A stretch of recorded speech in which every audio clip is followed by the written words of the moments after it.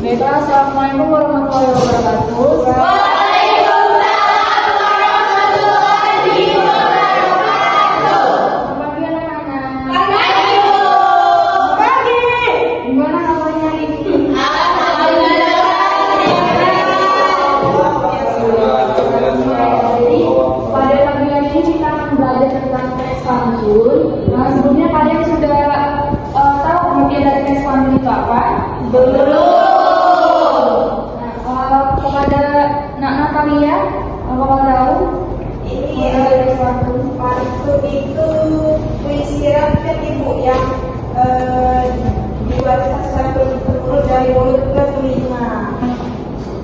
Benar sekali Nak Natalia. Jadi pantun itu adalah salah satu bentuk puisi rakyat yang diwariskan dari turun-temurun dan digunakan dalam berbagai situasi masyarakat, misalnya untuk menasehati, menghibur, menyindir secara halus, dan menyampaikan pesan.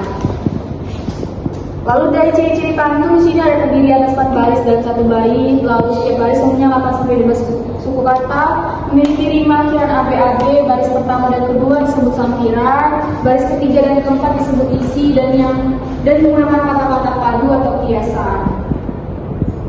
Nah, sebelum masuk ke struktur dari kalian ada yang tahu jenis-jenis pantun itu apa saja? Tahu Bu, Ya, Nak Dela. pantun nasihat, pantun pendidikan, pantun agama dan budaya. Nah, sekarang kita masuk ke struktur pantun. Jadi struktur pantun itu ada sampiran dan isi. Di sampiran itu terletak pada baris 1 dan 2, berfungsi sebagai pengantar dan biasanya berisi gambaran alam atau kehidupan sehari-hari. Untuk isi terletak pada baris 3 dan 4 dan berisi pesan utama nasihat atau makna pantun. Lalu ciri kebahasaan pantun di sini ada yang mau membacakan ciri kebahasanya? Ibu tunjuk saja kepada anak gaul. Jadi bahasa pantun yang pertama itu menggunakan rima ABAB, lalu menggunakan majas dan bahasa kias, dan juga menggunakan diksi, pilihan kata indah dan imajinatif. Kalimatnya singkat, padat, jelas, dan banyak menggunakan kata konkret atau yang bisa dibayangkan. Terima kasih kepada anak gaul. Jadi lalu kita masuk ke fungsi pantun. Ada yang mau membacakan fungsi pantun? Saya Bu. Baik, kepada anak Aulia, silakan dibacakan. Fungsi pantun itu yang ada beberapa fungsinya Bu. Yang pertama ada pantun itu memiliki beberapa fungsi dalam kehidupan masyarakat. Lalu pantun itu berfungsi sebagai media hiburan. Ada juga yang tentang menyampaikan nasihat dan nilai moral. Ada juga sebagai sarana komunikasi tradisional. Terus ada juga yang melestarikan budaya dan bahasa, dan terakhir ada juga tentang fungsinya mengasah kreativitas berbahasa ini. Betul sekali, Aulia. Terima kasih atas jawabannya. Lalu di sini ada contoh pantun, ada pantun nasihat dan pantun cinta. Siapa yang membacakan pantun nasihat dan pantun cinta? Di sini ada 2 orang. Saya Bu mau.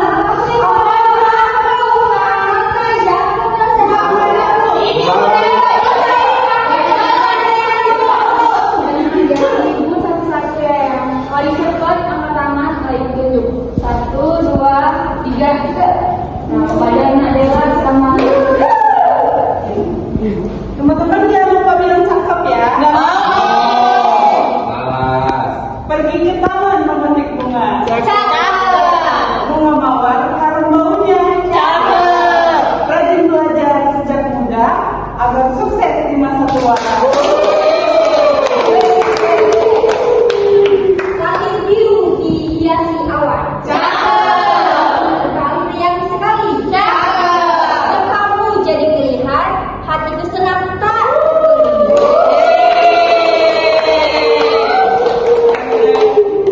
Bu, ini ada rekan Bu.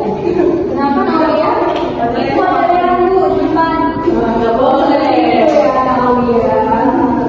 Lalu ada 2 lagi yang pantun jenaka dan pantun tepat. Ini siapa yang membacakan? Rehan Bu, Rehan Bu, Rehan Bu. Putri Bu. Nah, tentu saja pada Rehan dan Nak Putri silakan dibacakan. Aku tidak tahu. Baik Ibu, sini saya ingin membacakan pantun jenaka, yaitu naik sepeda ke rumah paman.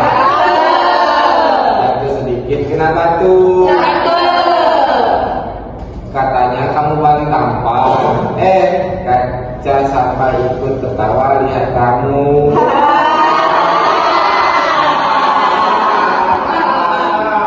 Lucu banget ya. Terus ada pantun teka-teki ibu, jadi pergi ke hutan memetik rotan. Rotan dipakai membuat tali. Coba kalian kalau pintar coba sebutkan hewan apa yang tidur sambil berdiri.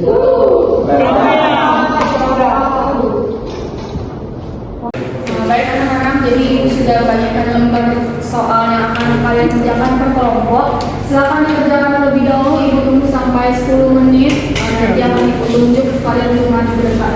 Ibu salah nggak ngajak saya bu? Iya, mereka nggak ngajak. Jangan dibantu tadi bu, nggak boleh gitu sama. Supaya anak saya sih. Harus sama-sama namanya. Ibu kan kurang ngomong, cuma 2. Ini ada sama anak-anak kalian. Ada berapa kita dapat?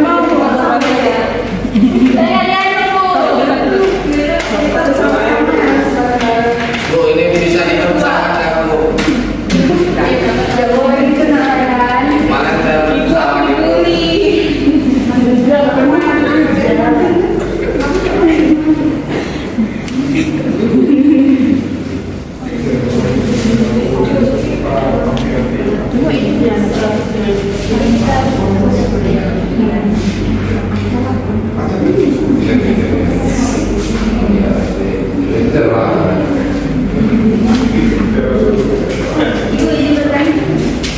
Ini jadi dibuat pantunnya sesuai dengan AD atau AAA ya.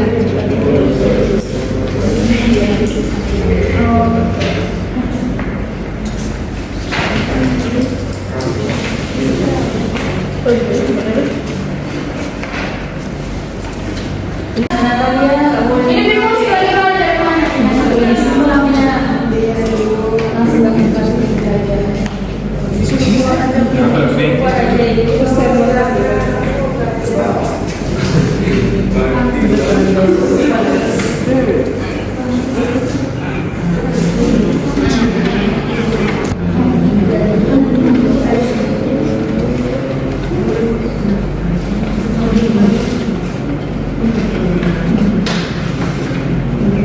Oke anak-anak, apakah kalian sudah semua mengerjakan soalnya? Jadi siapa yang membacakan perwakilan dari kelompok? Natalia bu. Saya sendiri bu.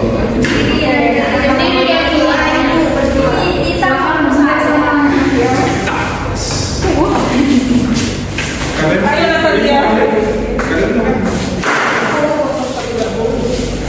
Oke bu. Berisik bu. Berisik main petasan. Jadi kami dari kelompok 1 ini merupakan susunan yang benar. Burung nuri terbang tinggi hingga sebentar di pohon jati.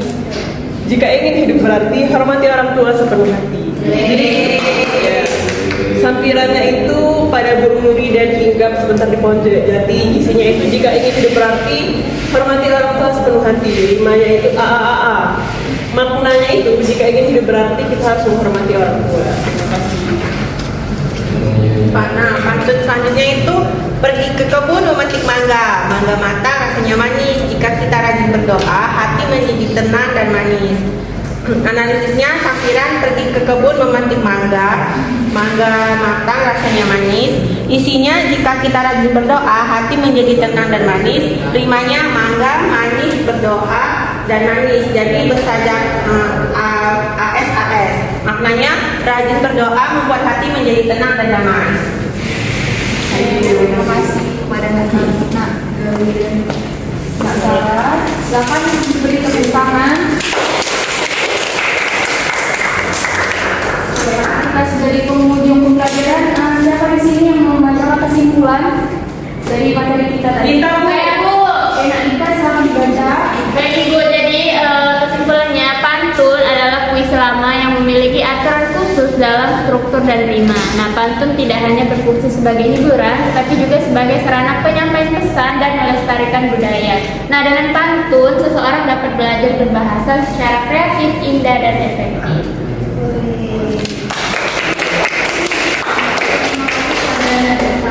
Jadi setelah mempelajari materi